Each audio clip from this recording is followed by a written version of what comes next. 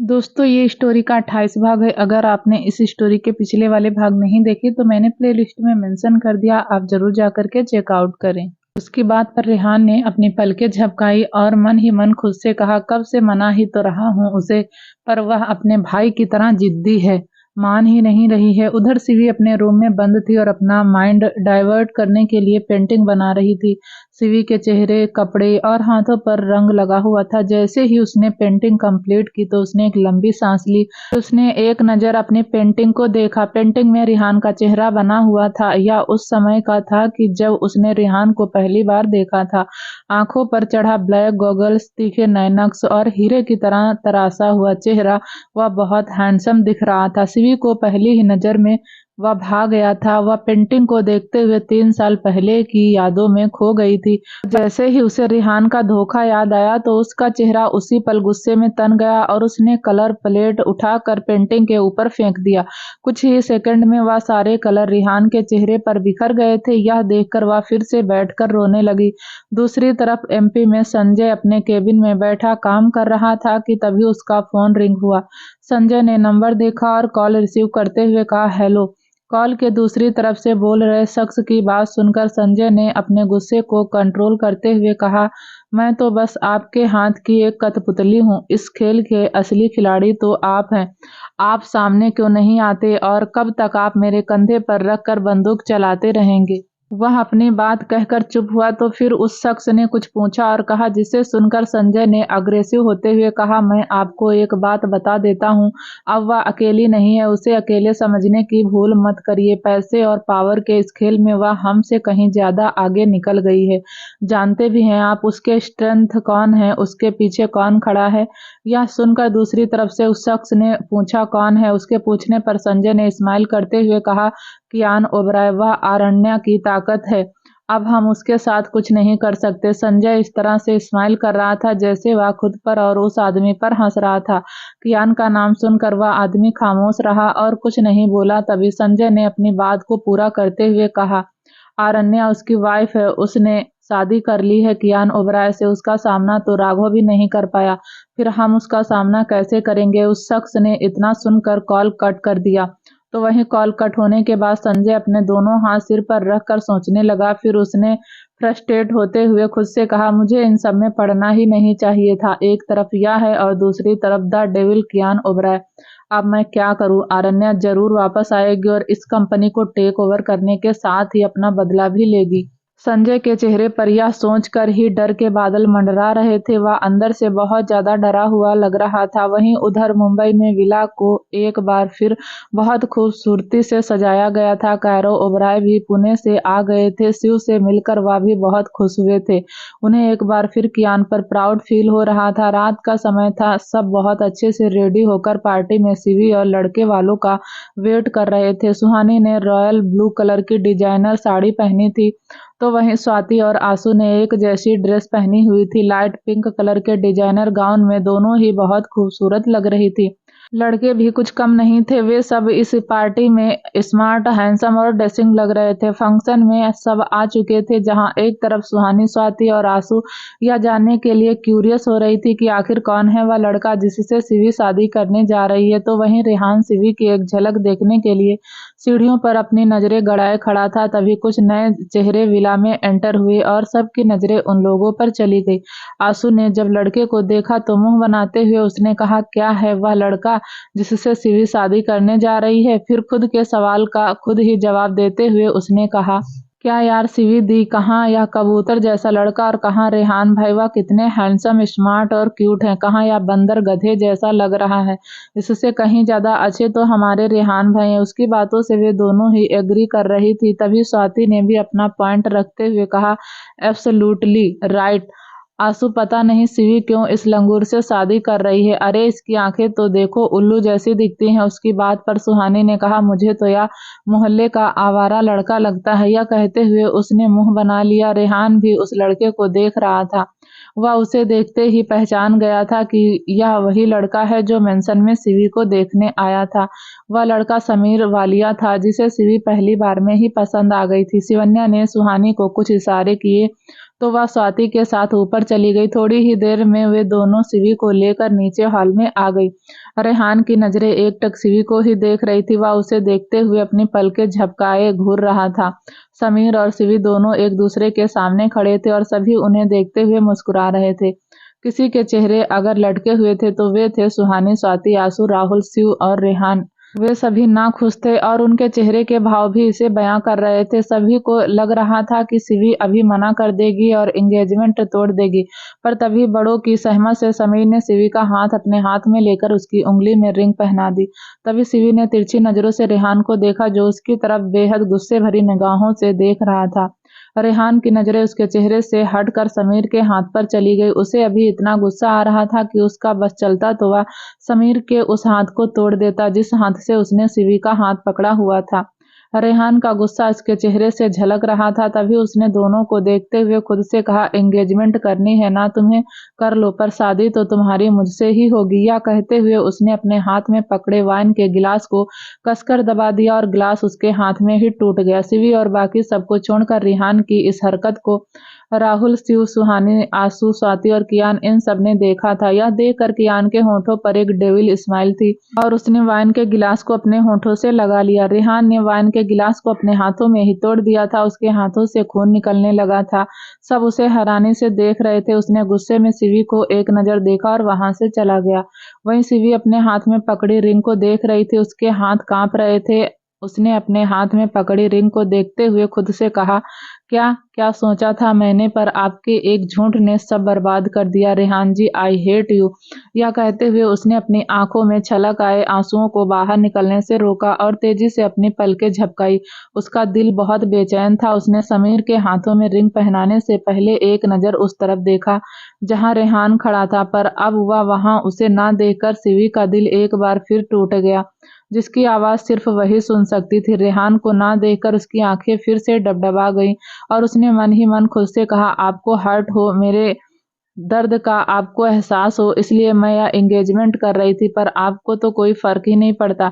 उसने दर्द भरी एक आह ली और खुद को कठोर करते हुए उसने समीर के हाथ में रिंग पहना दी। रिंग एक्सचेंज होते ही चारों तरफ तालियों का शोर गूंज गया। सुहानी, स्वाति और आशु तीनों ही बेमन से बोली ताली बजा रही थी। तभी सुहानी ने शिवी को देखते हुए कहा, आई नो कि तुम्हें बहुत हर्ट हो रहा है, पर तुम क्यों अपने भाई की तरह इतनी जिद्दी बन रही हो? शिवी, रेहान को दर्द देने के लिए खुद को क्यों इतनी तकलीफ दे रही हो? तभी स्वाति ने भी शिवी को देखते हुए कहा, यह लड़की पागल हो गई है, मैं जा रही हूँ, मुझसे अब और यह सब नहीं देखा जा रहा है। यह कहते हुए वह वहां से जाने लगी तो आशु ने उसके पीछे जाते हुए कहा, मेरे लिए रुको दी, मैं भी आ रही हूँ, मुझसे भी अब और यह सजाए मोहब्बत नहीं देखी जा रही। शिव और राहुल दोनों ने एक दूसरे को देखा और सिर हिला दिया। शिव भी अब रेहान की साइड आ गया था। जब उसे उसका पास्ट पता चला था, जहां इंडिया में यह सब हो रहा था, तो वहीं दूसरी तरफ ऑस्ट्रेलिया में विलियम और यशिका 2 दिन से एक ही रूम में बंद थे। अभी भी दोनों रूम में ही बंद थे कि तभी रूम के डोर पर किसी ने नॉक किया। आवाज सुनकर विलियम और यशिका ने एक दूसरे को देखा। फिर विलियम उठकर डोर ओपन करने के लिए चला गया। जैसे ही डोर ओपन हुआ तो डॉक्टर चार्ल्स अंदर आ गए। अंदर आते ही उन्होंने रूम को अंदर से लॉक कर दिया और विलियम की तरफ देखते हुए कहा, आई एम सॉरी सर, आप मेरी वजह से यहाँ फंस गए हैं। फिर अपनी जेब से पासपोर्ट निकालकर विलियम को देते हुए उन्होंने कहा, सर यह रहे आप दोनों के पासपोर्ट, आप दोनों प्लीज यहाँ से जितनी जल्दी हो सके चले जाइए। अभी यहाँ ज्यादा लोगों का पहरा नहीं है और विराज भी विला में नहीं है, अभी आप आराम से निकल सकते हैं। उनकी बात पर विलियम ने पासपोर्ट लेते हुए कहा, पर आप अगर उन्हें हमारे जाने के बारे में पता चला तो वह आपको। तभी डॉक्टर चार्ल्स ने बीच में ही कहा, आप मेरी फिक्र मत करिए सर, मुझे कुछ नहीं होगा, बट आप लोग जल्द से जल्द ऑस्ट्रेलिया से चले जाइए। यह सुनकर विलियम ने कहा, thank you so much doctor Charles. यह कहते हुए वह यशिका को अपने साथ लेकर वहां से चला गया। एयरपोर्ट पर पहुंचकर विलियम को पता चला कि इंग्लैंड जाने वाली फ्लाइट उसके पहुंचने से पहले ही टेक ऑफ हो चुकी है और नेक्स्ट फ्लाइट कल सुबह की है। तभी यशिका ने पैनिक होते हुए कहा, उन्होंने तो कहा था हमें कैसे भी आज ही यहाँ से निकलना होगा, और अब हम कैसे जाएंगे। उसकी बात पर विलियम ने सोचते हुए कहा, नेक्स्ट फ्लाइट मॉर्निंग की है, अब क्या करें। उसे सोचते हुए देखकर यशिका ने अचानक से कहा, सर इंडिया चले, वहाँ मेरे अंकल रहते हैं, हम उनसे हेल्प ले सकते हैं। फिर उसने सोचते हुए खुद से कहा, शायद यही सही टाइम है मेरे इंडिया जाने का। यह सोचकर उसने यशिका की बात से एग्री करते हुए और कुछ देर बाद दोनों ही इंडिया जाने वाली फ्लाइट में थे। दूसरी तरफ इंडिया में एंगेजमेंट होने के बाद सिवी 1 मिनट भी वहां नहीं रुकी और अपने रूम में आ गई। उसने रूम में आते ही रूम को अंदर से लॉक कर दिया और डोर से सट कर उसके पास ही बैठकर रोने लगी।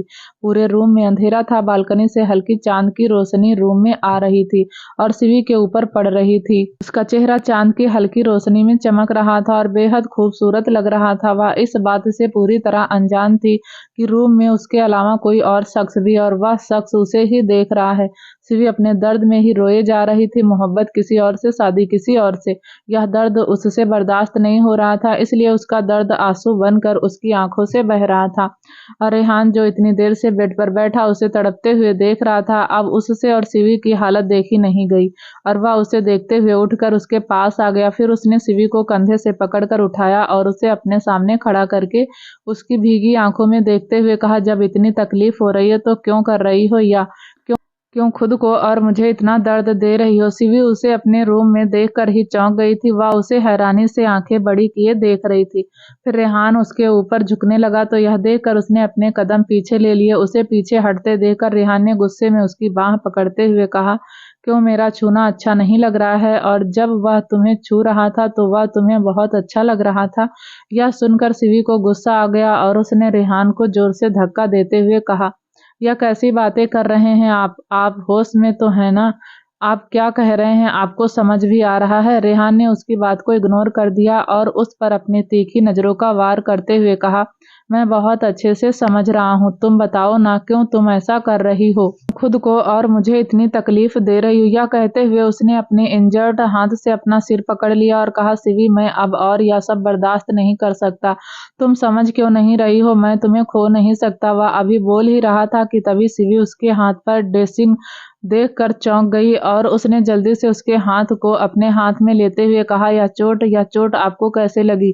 उसके चेहरे पर डर और फिक्र दोनों के ही भाव दिख रहे थे। यह देखकर रेहान हल्का सा मुस्कुराया और उसे देखते हुए उसने कहा, तो तुम्हें फर्क पड़ता है, मुझे तो लगा शायद अब मैं मर भी जाऊं तब भी तुम्हें कोई फर्क नहीं पड़ेगा। उसने इतना ही कहा था कि तभी सिवी ने उसके होठों पर अपना हाथ रखकर उसे खामोश कर दिया और धीरे से नामे अपने सिर को हिलाने लगी। रेहान उसकी आंखों में ही देख रहा था, जहां उसे अपने लिए परवाह और प्यार दोनों ही दिख रहा था। फिर उसने सिवी की आंखों में देखते हुए उसके हाथ को अपने मुंह पर से हटाया और कहा, तुम मेरी जान की परवाह करती हो, फिर क्यों मेरी एक गलती को माफ नहीं कर सकती, तुम क्यों सिवी, क्यों, क्या हम एक नई शुरुआत नहीं कर सकते। या कहते हुए रेहान की आवाज बहुत शौक हो गई थी। उसे देखकर सिवी ने रोते हुए कहा, कैसे नई शुरुआत करूं, जब सोचती हूँ तो आपका धोखा याद आता है। मैं जिसे प्यार समझती आ रही थी वह आपका बदला था। मैं यह कैसे भूल जाऊं कि मैंने आपसे प्यार किया और आपने बदले के लिए मेरा इस्तेमाल किया। कैसे मैं यह सब भूल जाऊं, बताइए मुझे रेहान जी। या कहते हुए वह उसकी आंखों में ही देख रही थी। उसकी बात पर रेहान ने कहा, मैं जानता हूँ मुझे माफ करना तुम्हारे लिए आसान नहीं है, तुम मुझे कोई भी सजा दे सकती हो, पर यह शादी मत करो। यह कहते हुए वह सिवी का हाथ पकड़े हुए ही अपने घुटनों पर बैठ गया। तभी सिवी ने उसे देखते हुए कहा, मैं जो आपसे कहूंगी वह आप करेंगे। उसके पूछने पर रेहान ने जल्दी से कहा, हाँ, तुम जो भी कहोगी मैं करूंगा। यह सुनकर सिवी ने कहा, यह शादी हो जाने दीजिए। यह सुनते ही उसके होश उड़ गए। तभी सिवी ने रेहान का हाथ अपने सिर पर रखते हुए कहा, आपको मेरी कसम है, आप इस शादी को नहीं रोकेंगे और यहाँ से चले जाएंगे। मैं जब भी आपको देखती हूँ तो मुझे गुस्सा आता है, आपका धोखा याद आता है, मैं ऐसे नहीं जी सकती। उसकी बात सुनकर रेहान उसे हैरानी से देखने लगा। उसे देखते हुए उसने मन ही मन खुद से कहा, इससे अच्छा तो तुम मेरी जान मांग लेती, मेरी जीने की वजह छीनकर तुमने मुझे जिंदा लाश बना दिया है। सिवी उसे देखते हुए रेहान की आंखों से आंसू निकल रहे थे। फिर वह खड़ा हुआ और सिवी के चेहरे को अपने हाथों में लेकर उसने कहा, तुम्हारी कसम कैसे तोड़ सकता हूँ, तुम जैसा चाहती हो वैसा ही होगा, अब कोई भी इस शादी को नहीं रोकेगा, मैं भी नहीं। अपनी बात कहकर उसने सिवी के माथे पर किस किया और अपने माथे को उसके माथे से जोड़कर कहा, प्यार में दर्द भी है, या मैंने तुमसे प्यार करके जाना। सिवी की आंखों से आंसू लगातार निकले जा रहे थे। रेहान उसके होठों को छूना चाहता था, पर इससे पहले कि वह उसके होठों को छूता, सिवी ने अपने कदम पीछे ले लिए। रेहान ने यह देखकर अपने होठों को हल्का सा तिरछा करके कहा, तुम चाहती हो मैं यहाँ से चले जाऊं? ठीक है, मैं चला जाऊंगा, पर एक शर्त पर। यह सुनकर सिवी ने पलके उठाकर उसे देखा और धीरे से कहा, शर्त? कैसी शर्त? रेहान ने आगे बढ़कर उसके आंसू पोंछते हुए कहा, तुम रोओगी नहीं तो मैं चला जाऊंगा। यह सुनकर कहकर उसने सिवी के आंसू साफ करते हुए उसे कसकर गले लगा लिया। काफी देर तक उसे अपनी बाहों में होल्ड किए खड़ा रहा। फिर जब वह उससे अलग होने लगा तो उसे ऐसा लग रहा था जैसे उसकी धड़कनें उससे जुड़ रही हों, कोई उसके शरीर से उसकी आत्मा को खींचकर निकाल रहा है। फिर रेहान ने उससे दूर होते हुए उसे एक नज़र ऊपर से नीचे तक देखा। वह फ्लोरल पीच कलर के लहंगे में बहुत ही खूबसूरत लग रही थी। वह उसे देखते हुए अपने कदम पीछे ले रहा था कि तभी उसे देखते हुए उसने खुद से कहा, शायद मेरी किस्मत में तुम नहीं हो, पर तुम्हारी जगह मेरी जिंदगी में कभी कोई और नहीं ले सकता। वह जहाँ से आया था वहीं से वापस चला गया। उसके जाने के बाद सिवी ने रूम की सभी चीजों को एक एक करके तोड़ना शुरू कर दिया। थोड़ी ही देर में उसने पूरे रूम को तहस नहस कर दिया था और वह उन्हीं टूटी हुई चीजों के बीच में बैठी रो रही थी। फंक्शन ओवर होने के बाद कोई भी ऐसा नहीं था जिसके दिमाग में कोई और बात चल रही हो। सभी के माइंड में सिवी और रेहान ही चल रहे थे। सभी दोनों के बारे में ही सोच रहे थे। किसी को नहीं पता था कि कल क्या होने वाला है। सुहानी अपने रूम में मिरर के सामने खड़ी सिवी और रेहान के बारे में सोचते हुए अपनी ज्वेलरी निकाल रही थी। तभी कियान रूम में आया और सुहानी को खुद में ही खोया हुआ देखकर वह उसके पास चला गया। फिर वह सुहानी के डायमंड एक्सक्लूसिव डिजाइन वाले पेटेंट को निकालने लगा। सुहानी जो इतनी देर से अपनी इयररिंग्स को पकड़े खड़ी थी, तभी वह कियान के छूने से अपने ख्यालों से बाहर आई और अपने हाथ नीचे करके उसे मिरर में देखने लगी। कियान ने पेटेंट निकालकर उसके हाथों में रख दिया और उसके कंधे से पकड़कर अपनी ओर घुमाया। फिर उसके चेहरे को देखते हुए उसने कहा, क्या हुआ? तुम किस बात से इतना परेशान हो? यह सुनकर सुहानी ने उसकी आंखों में देखते हुए कहा, आज जो हुआ वह आपने भी देखा। क्या आपको इस बारे में कुछ नहीं कहना है? उसकी बात पर कियान कुछ नहीं कहा और अपना ब्लेजर निकालने लगा। उसे खामोश देखकर सुहानी ने कहा, सीरियसली कियान, आप सब भाई बहन कितने जिद्दी हो। आप तो हो ही राक्षस और आपकी बहन। वह इसके आगे एक शब्द नहीं बोल पाई क्योंकि तभी कियान उसे घूरकर देखने लगा था। उसकी आंखें उसे वार्निंग दे रही थी जिसे सुहानी भी समझ रही थी, इसलिए वह आगे कुछ और बोल नहीं पाई और उसके वर्ड्स उसके मुंह में ही रह गए। फिर सुहानी ने अपने वर्ड्स को संभालते हुए कहा, आप दोनों ही जिद्दी हो। सामने वाला भले ही तड़प तड़प कर क्यों ना मर जाए, पर आप लोगों पर इसका कोई फर्क नहीं पड़ेगा। कियान जो देख पा रहा था कि वह कितने गुस्से में थी, सुहानी का इस तरह रेहान की साइड लेना और उसके बारे में सोचना, उसे समझ आ रहा था। जब दो ऐसे लोग मिलते हैं तो जिन्होंने अपनी लाइफ में एक झटके में अपना सब कुछ खो दिया, तो वह लोग एक दूसरे से इमोशनली कांटेक्ट हो ही जाते हैं। फिर सुहानी को बेड पर बिठाया और खुद उसके सामने बैठ गया और उसका हाथ अपने हाथों में लेकर कहा, डू यू ट्रस्ट मी? जिस पर सुहानी ने कहा, खुद से ज्यादा आप पर भरोसा करती हूँ। यह सुनकर कियान ने अपने एक हाथ से उसके गाल को छूते हुए कहा, तो सो जाओ फिर, मैं हूं ना। उसकी बात मानकर सुहानी अपनी आंखें बंद करते हुए लेट गई। वह अच्छे से जानती थी कि कियान जब भी उससे इस तरह बात करता है तो वह सब ठीक कर देता है, इसलिए अब सुहानी बेफिक्र होकर सो रही थी। वहीं उधर मुंबई एयरपोर्ट पर विलियम और यशिका एयरपोर्ट से बाहर आए कि तभी विलियम ने यशिका से कहा, तुम जानती हो तुम्हारे अंकल कहाँ रहते हैं? उसके पहुंचने पर यशिका ने कहा, सर मुझे ठीक से याद नहीं। जब मैं लास्ट टाइम इंडिया आई थी तब मैं बहुत छोटी थी। हर बार अंकल और आंटी ही हमसे मिलने इंग्लैंड आते थे। उसकी बात सुनकर विलियम ने अपने सिर पर एक हाथ रखते हुए कहा, उनका नंबर है तुम्हारे पास? यह सुनकर यशिका ने खुश होते हुए कहा, हाँ है ना सर, मैं अभी उन्हें कॉल करती हूँ। उसकी बात पर विलियम ने कहा, गुड, उन्हें कॉल करके अभी यहाँ बुलाओ, नहीं तो उनसे एड्रेस ले लो, मैं खुद तुम्हें ड्रॉप कर दूंगा। यह सुनकर यशिका ने चौंकते हुए कहा, ड्रॉप कर दूंगा सर, इसका क्या मतलब है? क्या आप उसे बीच में ही रोकते हुए विलियम ने कहा, देखो यशिका, मैं तुम्हें अब और खतरे में नहीं डाल सकता। लोग मेरे पीछे पड़े, तुम अपने अंकल के साथ सेफ रहोगी। विलियम की बात सुनकर यशिका उसे हैरानी से देख रही थी। यशिका ने परेशान नजरों से उसे देखते हुए कहा, सीरियसली आप मुझे अकेले छोड़कर जा रहे हैं? विलियम ने उसे समझाते हुए कहा, तुम बात को समझ क्यों नहीं रही हो? तुम मेरे साथ सेफ नहीं रहोगी, तुम्हारा तुम्हारे अंकल के साथ रहना ही ठीक है। उसकी बात पर यशिका ने कहा, रहने दें सर, कोई सफाई मत दीजिए, मैं जानती हूँ आप यहाँ आए हैं तो उसे तो ढूंढ लेंगे ही। यह सुनकर विलियम ने चौंकते हुए कहा, कहा, उसके बारे में तुम्हें कैसे पता चला? यशिका ने अपने भर आए गले से कहा, आपकी असिस्टेंट हूँ सर, कैसे पता नहीं होगा मुझे आपके और उसके बारे में? मैं सब जानती हूँ। आपके लिए वह क्या है? आपने उसे सबसे ऊपर रखा है। क्या वह लड़की आपके लिए इतनी जरूरी है? उसकी बात सुनकर विलियम ने कहा, जब जानती हो तो मुझे जाने दो। और हाँ, वह मेरे लिए बहुत जरूरी है। मैं यहाँ आया हूँ तो उसे ढूंढने बिना वापस नहीं जाऊंगा। अब मैं उसे यहाँ से अपने साथ लेकर ही जाऊंगा। यह सुनकर यशिका ने उससे कहा, बहुत प्यार करते हैं ना आप उससे? उसके पूछने पर विलियम ने हाँ में सिर हिला दिया। तो यह देखकर यशिका ने कहा, सर आपको कभी मेरा प्यार नहीं दिखा? आप उसे ढूंढ रहे हैं जो आपको खुद छोड़कर चली गई। उसने मुड़कर आपको देखा तक नहीं, और उसके जाने के बाद भी आप उससे इतना प्यार करते हैं। और मेरे प्यार का क्या सर? मैं जो पिछले 1 साल से आपसे प्यार करती आ रही हूँ, के बारे में एक बार भी नहीं सोचा आपने? यशिका भावनाओं में इतनी बह गई थी कि आज उसने विलियम के सामने अपना लव कन्फेस कर दिया था, जिसका उसे भी अंदाजा नहीं था। या बोलते हुए उसकी आंखों से लगातार आंसू बह रहे थे, तो वहीं विलियम उसका कन्फेशन सुनकर हैरान था। वह उसे हैरानी के भाव से देख रहा था। वहीं यशिका उसे अभी भी भीगी आंखों से देख रही थी। तभी विलियम ने उसे समझाते हुए कहा, तुम गलत कह रही हो यशिका, जो तुम सोच रही हो वैसा कुछ नहीं है। हाँ, मैं उससे बहुत प्यार करता हूँ, क्योंकि वह मेरे लिए सब कुछ है, मेरी जिंदगी है और मेरी जान भी है। पर मैं अभी तुम्हें कुछ नहीं बता सकता। पहले मेरा उसे ढूंढना जरूरी है। मेरी लाइफ इतनी भी नहीं है जैसी तुम्हें दिखाई देती है। मैं तुम्हारी फीलिंग की रिस्पेक्ट करता हूँ। मैं जानता था तुम मुझे पसंद करती हो, पर मैं अभी इन सब के लिए तैयार नहीं हूँ। मैं नहीं चाहता मेरी तरह तुम भी सफर करो। प्लीज यशिका, अपने अंकल के पास जाओ और मुझे वह करने दो जिसके लिए मैं इंडिया आया हूँ।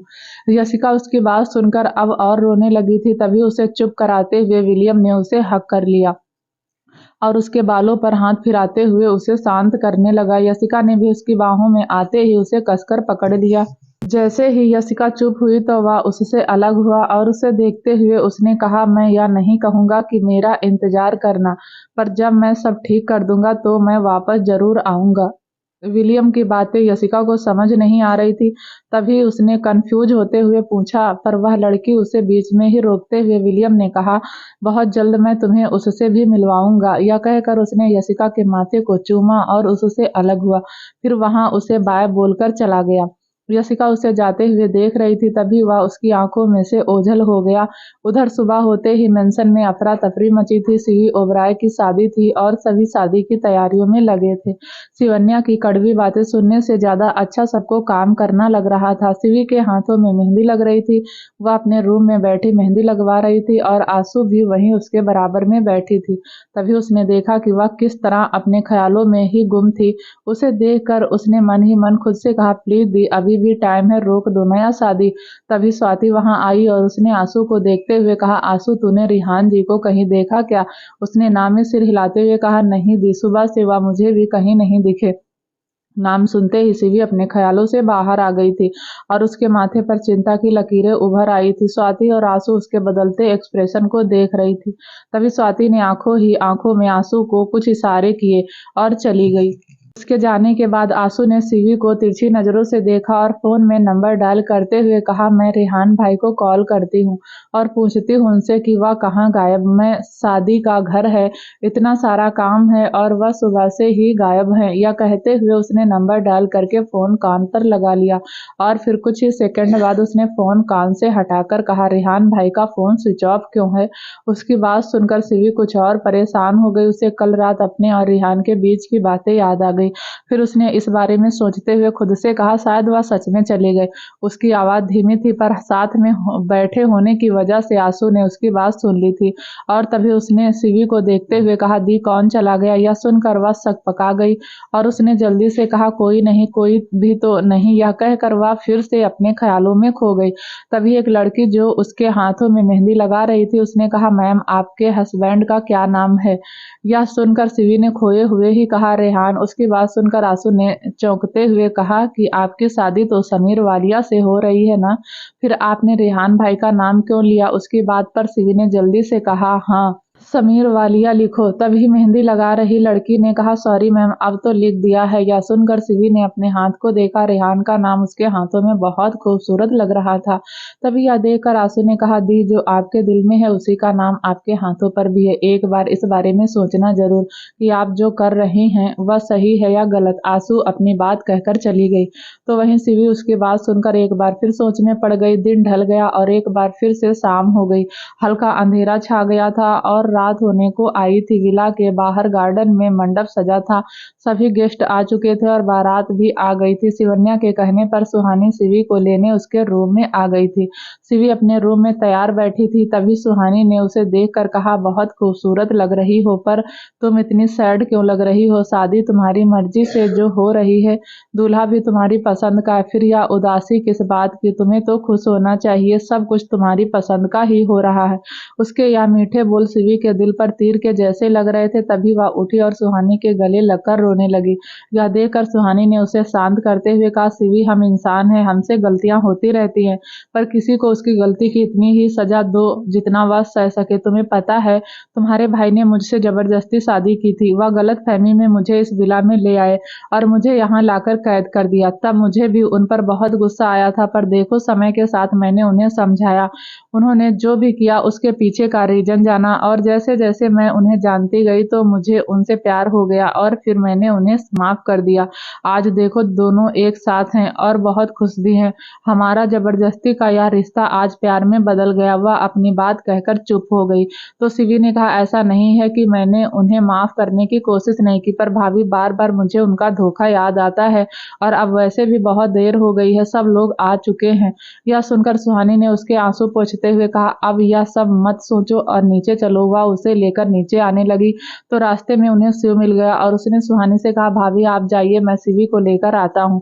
वह उसकी बात मानकर चली गई। उसके जाने के बाद शिव ने उससे कहा, चश्मिश, तुझे शादी करने के लिए कोई और नहीं मिला, इससे कहीं ज्यादा अच्छे तो रिहान भाई थे। देख, मैं पहले ही बता रहा हूँ, मैं इस खजूर को अपना जीजू कभी नहीं मानूंगा। उसकी बात पर सिवी ने उसे घूर कर देखा तो शिव ने कहा, ऐसे मत देख, मुझे मुझे तुझ पर गुस्सा आ रहा है। देख, अभी भी टाइम है, पीछे के रास्ते से भाग जा, मैं यहाँ सब संभाल लूंगा। उसकी बात पर सिवी ने कहा, भाई आपका दिमाग खराब हो गया, या कैसी बातें कर रहे हो आप? तभी शिव ने चिढ़कर कहा, अरे मेरा दिमाग ठीक है, खराब तो तेरा दिमाग है, इसलिए तू यह शादी कर रही है। एक बात बता, क्या तू शादी के बाद खुश रह पाएगी? यह सुनकर सिवी उसे देखने लगी और फिर उसने पलकें झुका ली। दोनों बातें करते हुए मंडप तक आ गए थे। मंडप में खड़ा समीर सिवी को देखकर मुस्कुरा रहा था। सुहानी, स्वाति और आंसू तीनों मुंह बनाए खड़े थे। उनकी सारी कोशिशें सिवी को जिद के आगे नाकामयाब लग रही थी, इसलिए अब तीनों ने उम्मीद भी छोड़ दी थी। तभी शिव ने एक नजर समीर को देखकर सिवी से कहा, सोच ले, अभी भी मौका है। एक बार मंडप में बैठने के बाद तू उठ नहीं सकती, पर अभी यहाँ से तू आसानी से जा सकती है। देख, तेरे जूते भी मेरे पास हैं, इन्हें पहन और जा बाहर। गाड़ी भी तेरी रेडी है, बस तेरे हाँ कहने की जरूरत है। शिव उसकी बात सुनकर सिवी ने जूतों को देखा। शिव एक हाथ में उसके जूते पकड़कर चल रहा था। यह देखकर उसने एक नजर सबको देखा, इतने सारे गेस्ट और ऊपर से उन सब की नजर उस पर ही थी। यह सब देखकर वह घबरा रही थी। तभी उसने धीरे से कहा, भाई इतने सारे गेस्ट हैं, क्या सोचेंगे सब? यह सुनकर शिव ने जल्दी से कहा, तो इन सब की छोड़, मैं बस तुझे खुश देखना चाहता हूँ।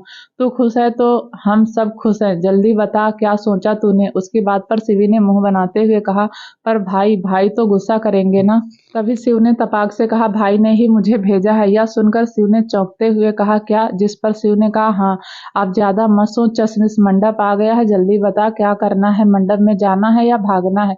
शिव की बात सुनकर वह कियान को देखने लगी। वह मंडप से थोड़ी दूरी पर खड़ा उसे ही देख रहा था। शिवी की नजरों में उसे एक सवाल दिख रहा था। तभी कियान ने उसे देखते हुए ही अपनी पलकें झपका दी। यह देखकर शिवी के होठों पर एक बड़ी सी स्माइल आ गई। फिर उसने जल्दी से शिव के हाथ से जूते ले लिए और उन्हें पहनने लगी। उसे जूते पहनते देखकर सब हैरान थे। सुहानी, स्वाति और आंसू, वे तीनों भी एक दूसरे की शक्ल देख रही थी और समझने की कोशिश कर रही थी कि सिवी जूते क्यों पहन रही है। उससे कुछ दूरी पर खड़े शिवन्या और कायरो भी सवालिया निगाहों से एक दूसरे को देखने लगे थे। मंडप में खड़ा समीर भी उसे जूते पहनते देखकर हैरान था। तभी सिवी ने जूते पहनकर शिव को हक किया और स्माइल करते हुए कहा, थैंक यू भैया। कहकर वह भागकर कियान के पास गई और उसके गले लगकर उसने खुशी से कहा, थैंक यू भाई, थैंक यू सो मच। कियान ने प्यार से उसके सिर को हिलाते हुए कहा, अब जाओ और उसे रोक लो। उसकी बात सुनकर सिवी उससे अलग हुई और बिना किसी की परवाह किए सभी गेस्ट के बीच से भागते हुए बाहर चली गई। सब उसे हैरानी से भागते हुए देख रहे थे। समीर जब सिवी को रोकने के लिए उसके पीछे जाने लगा तो राहुल और शिव उसका रास्ता रोककर उसके सामने खड़े हो गए। उसे शादी से भागते देखकर आंसू और स्वाति ने सीटी बजा दी और सुहानी उसे जाते हुए देखकर मुस्कुरा रही थी। राहुल और शिव के चेहरे पर भी स्माइल थी। कियान भी धीरे धीरे मुस्कुरा रहा था, तो वहीं शिवन्या यह सब देखकर गुस्से में फुफकार मार रही थी। कारो भी कंफ्यूज होकर सबको देख रहे थे। सिवी जब बाहर आई तो शिवा पहले से ही कियान के आर्डर के अनुसार गाड़ी के साथ तैयार खड़ा था। उसने जल्दी से डोर ओपन किया और सिवी कार में बैठ गई। उसके बैठते ही शिवा उसे लेकर चला गया। सिवी कार की बैक सीट पर बैठी अपने दोनों हाथों को आपस में मसल रही थी और रिहान के बारे में सोच रही थी। उधर रिहान बीच पर था। उसके हाथ में एक शराब की बोतल थी और वह शराब पी रहा था। आंखों में आंसू लिए वह काले आकाश के नीचे खड़ा था और अपने सीने में दर्द लिए समुद्र की उठती लहरों को आपस में टकराते हुए देख रहा था। उसके दिल में छुपा दर्द, उसके चेहरे पर आए भाव उसे बयां हो रहा था। तभी उसने कुछ दूरी पर एक कार आकर रुकी। देखी, सिवी कार में से निकली और भागते हुए रेहान के पास जाने लगी। सिवा उसके कार से निकलते ही वापस चला गया था। रेहान अपने ही धुन में समुद्र की तरफ मुंह किए खड़ा था और शराब पी रहा था। उसे नहीं पता था कि उसकी जिंदगी दौड़ते हुए उसके पास आ रही है। उसने जैसे ही बोतल को एक बार फिर अपने मुंह से लगाया कि तभी उसका दिल जोर से धड़का। ठीक उसी टाइम सिवी ने उसे पीछे से हक करते हुए अपने हाथों से उसे कसकर पकड़ लिया। 1 मिनट तक दोनों ऐसे ही खड़े रहे। वह उस एहसास को, उस छुअन को पहचानता था। उसे अभी भी यकीन नहीं हो रहा था कि सिवी उसके पास वापस आ गई है। तभी वह खुद को संभालते हुए पीछे मुड़ा और उसे देखने लगा। नीचे से ऊपर तक उसे देखते हुए रेहान ने कहा, तुम सच में हो या मैं कोई सपना देख रहा हूँ? यह सुनकर सिवी उसके गले लग गई और उसके सीने से लगे हुए ही उसने कहा, अब यकीन हुआ? यह सुनकर रेहान धीरे से मुस्कुराया और उसे कसकर हक कर लिया। फिर सिवी के चेहरे को अपने हाथों में लेकर उसने कहा, बहुत खूबसूरत लग रही हो, यकीन नहीं होता यह खूबसूरत चांद अब मेरा है। यह कहते हुए उसने अपने माथे को सिवी के माथे से जोड़ दिया। रेहान नजरों से उसके होंठों को देखने लगा। वह उन्हें चूमना चाहता था, पर तभी उसे कल रात सिवी का उससे दूर जाना याद आ गया और वह यह याद करके उससे दूर जाने लगा। तभी सिवी ने खुद आगे बढ़कर उसके होंठों पर अपने होंठ रख दिए। वे दोनों एक दूसरे को किस करते हुए एक दूसरे में ही खो गए थे। वह सॉफ्ट किस कब पैशन और क्रेजीनेस से भर गई, इसका पता उन्हें भी नहीं चला। फिर थोड़ी देर बाद दोनों अलग हुए। रेहान उसके साथ कार की बोनट पर बैठा था और वह दोनों ही समुद्र की लहरों को एक दूसरे से मिलते हुए देख रहे थे। उसने समुद्र को देखते हुए सिवी से कहा, तुम्हारे वापस आने की उम्मीद छोड़ दी थी मैंने मान लिया था कि यह मेरे कर्मों का फल है जो तुम किसी और की होने जा रही हो। वह बोल ही रहा था कि तभी सिवी ने उसे बीच में ही रोकते हुए कहा, आई एम सो सॉरी, मैंने आपको बहुत हर्ट किया। उसका सॉरी सुनकर रेहान ने तिरछी नजरों से उसे देखा तो वह अपने हाथों से दोनों कान पकड़े भोली सी शक्ल बनाकर उसे ही देख रही थी। उसे देखकर रेहान ने उसके हाथों को नीचे करते हुए कहा, सिर्फ हर्ट नहीं किया, तुमने मेरी जान ले ली थी तुमने, यह सोच कहते हुए वह वापस समुद्र की तरफ देखने लगा। तभी उसके कान में खन खन की आवाज आई। यह आवाज सुनकर रेहान ने तिरछी नजरों से सिवी को देखा तो वह अपनी ज्वेलरी और लहंगे से स्ट्रगल कर रही थी। उसे परेशान देखकर उसने कहा, क्या मैं इन्हें निकाल दूं? यह सुनकर सिवी ने मुंह बनाते हुए कहा, हाँ प्लीज। यह कहकर वह अपनी टिमटिमाती आंखों से उसे देखने लगी। उसका ऐसा रिएक्शन देखकर रेहान को हंसी आ गई। फिर वह एक एक करके उसकी ज्वेलरी निकालने में उसकी मदद करने लगा। उसके बाद वह उसे अपनी बाहों में भरकर कार की बोनट पर ही लेट गया। आकाश में जहां पहले काले बादल छाए थे अब वहीं बादल छट गए थे और तारे टिमटिमा रहे थे। तभी सिवी ने उसके सीने पर अपना सिर रखते हुए आंखें बंद कर ली और रेहान ने भी उसे अपनी बाहों के घेरे में ले लिया और टिमटिमाते हुए तारों को देखने लगा। उधर सिवी के इस तरह शादी से भाग जाने पर शिवन्या गुस्से में लाल हो गई थी, तो वहीं बाकी सब खुश थे। एक एक करके सभी गेस्ट चले गए थे। कायरो, जिन्हें अभी तक समझ नहीं आया कि यह सब क्या हो गया था, वह अपनी सोच में डूबे थे और सिवी के बारे में ही सोच रहे थे। पहले वह उसकी शादी इतनी जल्दी होने की वजह से परेशान थे और अब उसके शादी से भाग जाने की वजह से परेशान हो गए थे। उन्होंने अपने सवालों के जवाब की उम्मीद लिए कियान की तरफ देखा, जो आज शांत था और एक दर्शक की तरह सब होते हुए यह देख रहा था। वह उसे एक नज़र देखकर अंदर चले गए। वहां का माहौल अब ऐसा ही हो गया था जैसे वहां शादी नहीं, फिल्म की शूटिंग हो रही थी। कियान भी अंदर गया और स्टडी रूम में चला गया। कायरो वहां पहले से ही उसका इंतजार कर रहे थे। वह उसे देखकर कुछ कहते उससे पहले ही कियान ने उनसे कहा, सिवी रेहान को पसंद करती है, वह उसके पास ही गई है। यह सुनकर कायरो की भौहें तन गई और वह थोड़े गंभीर अंदाज में उसे देखने लगे। कियान ने उन्हें देखते हुए आगे कहा, रेहान रविंद्र अंकल का बेटा है, वह रेहान सिंह राठौर है। मैंने यह सब हो जाने दिया क्योंकि अंकल और आप चाहते थे कि आपकी दोस्ती रिश्तेदारी में बदले, इसलिए सब जानते हुए भी मैं अब तक चुप था। यह कहते हुए उसने कायरो को सब बता दिया, रेहान के यहाँ आने से लेकर अभी तक की सारी कहानी उसने उन्हें सुना दी। कायरो के चेहरे पर हैरानी और खुशी दोनों के भाव थे।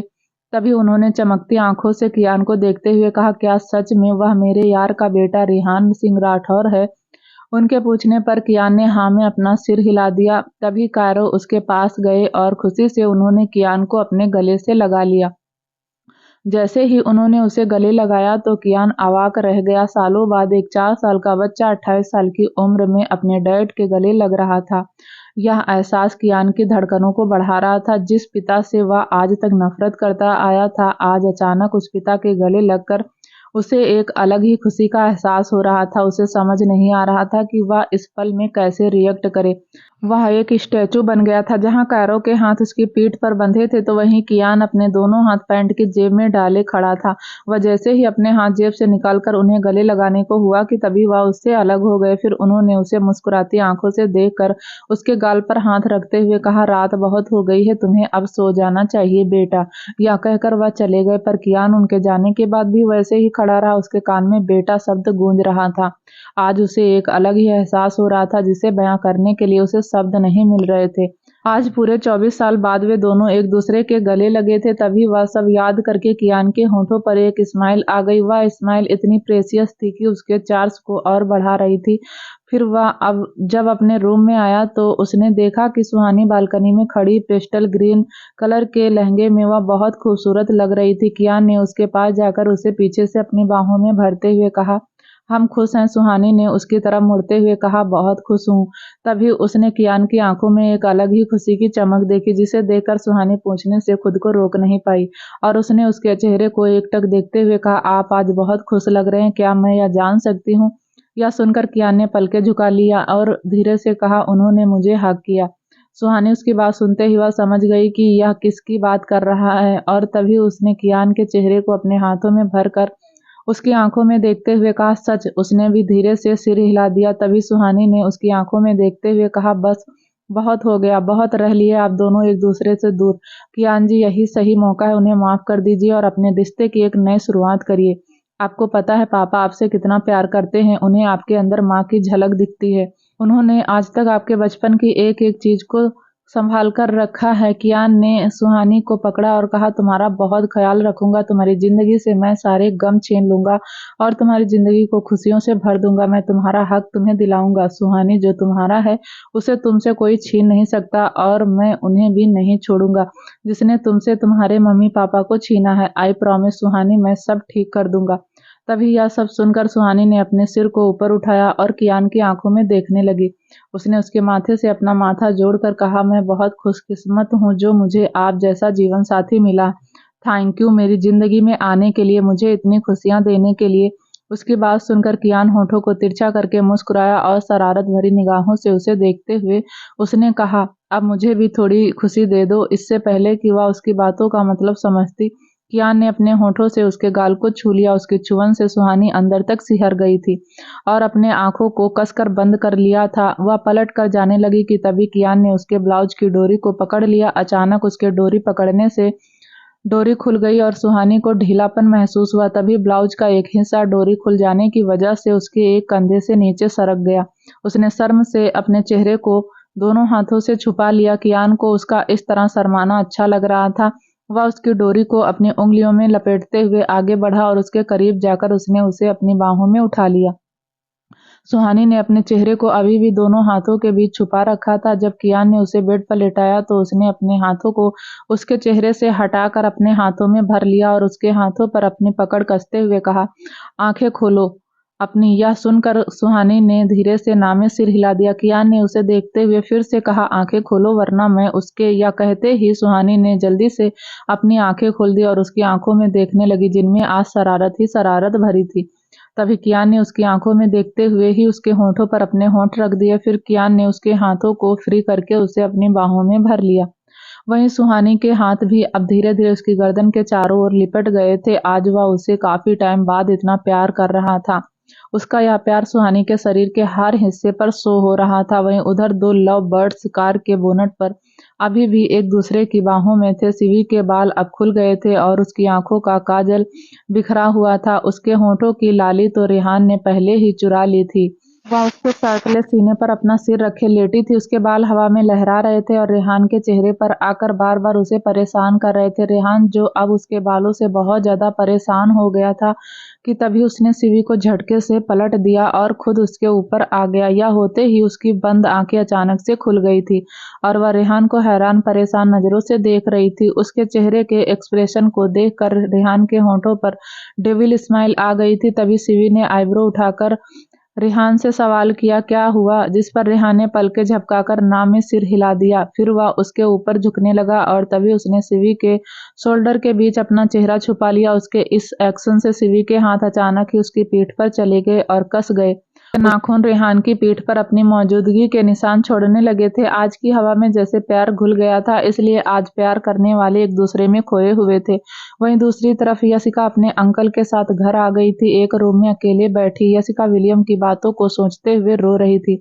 विलियम एयरपोर्ट के पास बाहर ही छुप गया था। वह तब तक वहां से नहीं गया था जब तक यशिका के अंकल आकर उसे अपने साथ नहीं ले गए। उसके जाने के बाद ही वह वहां से गया था।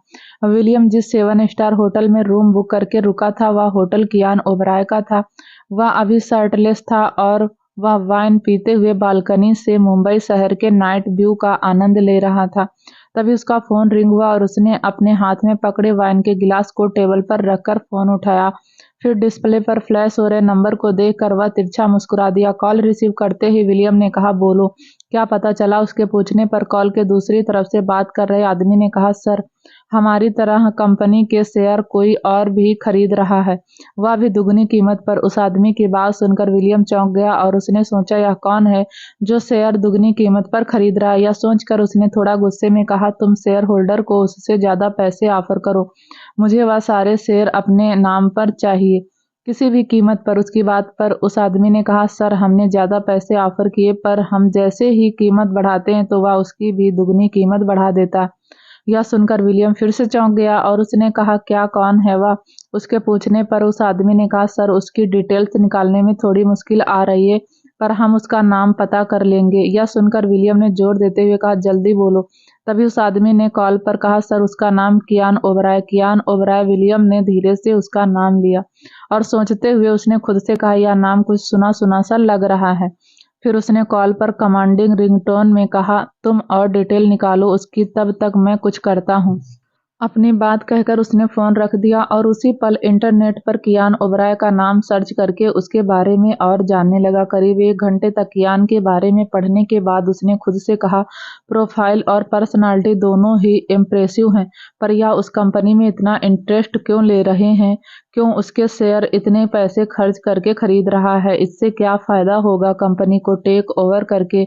विलियम कियान के बारे में सोचने लगा। फिर उसने अपना फोन टेबल पर रखा और टॉवेल लेकर बाथरूम में जाते हुए उसने कहा, मिस्टर ओबराय, एक बार तो तुमसे मिलना पड़ेगा। वहीं दूसरी तरफ ऑस्ट्रेलिया में राघव को पता चल गया था कि विलियम उसकी कैद से आजाद हो गया। यह जानकर उसे बहुत गुस्सा आ गया और तभी उसने गुस्से में विराज को घूरते हुए कहा, मुझे वह डॉक्टर चाहिए, हमारे आदमियों को भेजो उसे ढूंढने के लिए। विराज ने हाँ में सिर हिलाया और वहां से चला गया।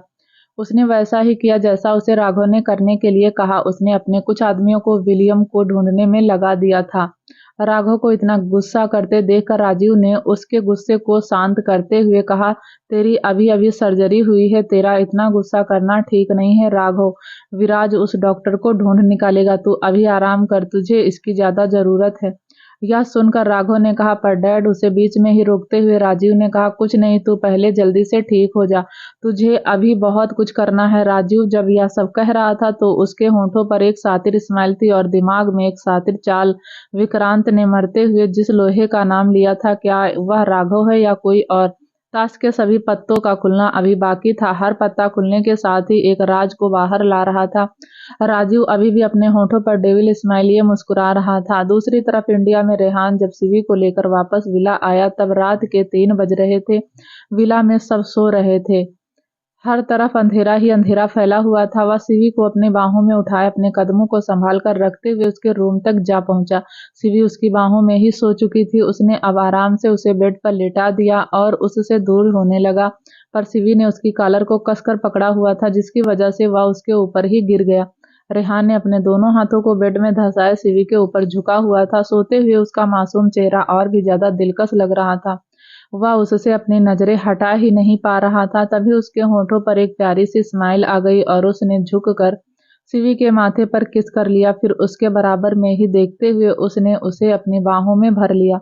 देर रात सोने की वजह से सुबह कोई भी जल्दी नहीं उठा था, पर कियान अपनी आदत के अनुसार जाग चुका था और सुहानी के उठने का इंतजार कर रहा था, क्योंकि वह हमेशा की तरह उसके ऊपर अपना वर्चस्व बनाए सो रही थी। वहीं शिवन्या जब रेडी होकर नीचे हॉल में आई तो किसी को ना देखकर वह गुस्से में लाल हो गई। फिर वह अपने पीछे खड़े कायरों को देखकर तीखे स्वर में बोली, देख रहे हो आप अपनी लाडली बहू का कमाल। घर की बड़ी बहू है, परिवार की हर रीत रिवाजों को आगे जाकर उसे ही निभाना है। मुझे तो समझ नहीं आता कि जिसे सुबह जल्दी उठना नहीं आता हो वह परिवार के रीत रिवाजों को कैसे निभाएगी। शिवन्या अपनी बात कहकर चुप हुई तो कायरों ने उसे समझाते हुए कहा, क्यों इतना ज्यादा गुस्सा कर रही हो? वह अभी बच्ची है, धीरे धीरे सब सीख जाएगी। उसकी बात पर शिवन्या ने मुंह से आग उगलते हुए कहा, अच्छा वह बच्ची है जिसने इस घर के बड़े बेटे को फंसाया है, उसे आप बच्ची कह रहे हैं? क्या मजाक है? या जो लड़का कल तक किसी भी लड़की को देखना पसंद नहीं करता था, आज वह लड़का उस लड़की के आगे पीछे घूम रहा है। वह एक चालाक लड़की है जिसे आप एक मासूम बच्ची समझ रहे हैं, समझे आप? यह सुनकर उन्हें बहुत गुस्सा आया और तभी उन्होंने अपना पेशेंस खोते हुए कहा, हर किसी को अपनी तरह मत समझा करो। कुछ रिश्ते जबरदस्ती से नहीं, प्यार से भी बनते हैं और उन दोनों का यह रिश्ता प्यार से बना है। कायरों की यह बातें शिवन्या के मुंह पर तमाचा जैसी लगी। उनके बोले गए शब्द उसे अपने अतीत की याद दिला रहे थे। शिवन्या गुस्से में डाइनिंग एरिया में गई और अपनी चेयर पीछे खींचकर उस पर बैठते हुए बोली, आपको तो बस एक मौका चाहिए मुझे ताना मारने का। फिर थोड़ा जोर से बोली, काका मेरा नाश्ता लगाओ। शिवन्या की आवाज सुनकर राकेश काका जल्दी से किचन से बाहर आए और उसकी प्लेट में सर्व करने लगे। अब तक सुहानी भी उठ गई थी। कियान और वह दोनों ही रेडी होकर नीचे हॉल में आए तो देखा कायरो सोफे पर बैठे न्यूज़पेपर पढ़ रहे थे और शिवन्या ब्रेकफास्ट कर रही थी। यह देखकर सुहानी कायरो के पास गई और उनसे बोली, पापा आप भी ब्रेकफास्ट कर लीजिए। उसकी आवाज सुनकर कायरो ने अपनी आंखों के सामने से न्यूज़पेपर हटाया और एक मुस्कान के साथ सुहानी को देखा। जिस तरह उसने उन्हें पापा कहा उसके लहजे में एक अपनापन था जो उनके होठों पर एक स्माइल ले आया था। वह मुस्कुराते हुए उठे और सुहानी के साथ डाइनिंग टेबल के पास आ गए। विला में हेड चेयर पर हमेशा कियान ही बैठता था, इसलिए कायरो ने साइड की एक चेयर को खुद के बैठने के लिए पीछे खींचा कि तभी कियान टेबल के दूसरी साइड की चेयर को पीछे करके बैठ गया। कियान को दूसरी चेयर पर बैठते देखकर वह थोड़ा हैरान हो गए, पर अगले ही पल उनके होठों पर स्माइल आ गई। भले ही कियान ने अपने होठों से कुछ नहीं कहा था, पर वह उसका इशारा समझ गए थे। वह हेड चेयर के पास गए और उस पर बैठ गए। कियान ने उनकी तरफ नहीं देखा था, पर उसे एहसास था कि वह बैठ गए, इसलिए वह धीरे से मुस्कुरा दिया। वहीं कायरो भी बहुत खुश थे। आज कियान ने जो उन्हें इज्जत और रिस्पेक्ट दी थी उसकी वजह से उनकी स्माइल जा ही नहीं रही थी। सुहानी ने यह सब देखा था। बाप बेटे के बीच की मिटती दूरियों को देखकर वह भी बहुत ज्यादा खुश थी। वहीं शिवन्या अवाक होकर इस नजारे को देख रही थी। यह सब देखकर उसका खाने का मन नहीं हुआ और वह उठकर जाने लगी। तभी बाकी सब भी रेडी होकर नीचे आ गए थे। रेहान को देखकर शिवन्या उसके पास चली गई और उससे बोली, तो तुम हो रविंद्र भाई साहब के बेटे? तुमने हमें यह सब पहले क्यों नहीं बताया? तुम्हारा और सिवी का रिश्ता तो बचपन में ही तय हो गया था। हम तो तुम दोनों की शादी खुशी खुशी करवा देते। कायरो जानते थे कि शिवन्या अब रुकने वाली नहीं, वह बोलती ही जाएगी, इसलिए वह उठकर उसके पास आ गए और उन्होंने उसे रोकते हुए कहा, तुम्हें वापस चलना नहीं है, हमारे जाने का टाइम हो गया है। कायरो की बात सुनकर सिवी उनके गले लगते हुए बोली, पापा आप इतनी जल्दी क्यों जा रहे हैं? कुछ दिन और रुक लेना। तभी शिव ने प्यार से उसके सिर पर मारते हुए कहा, और दादाजी का क्या?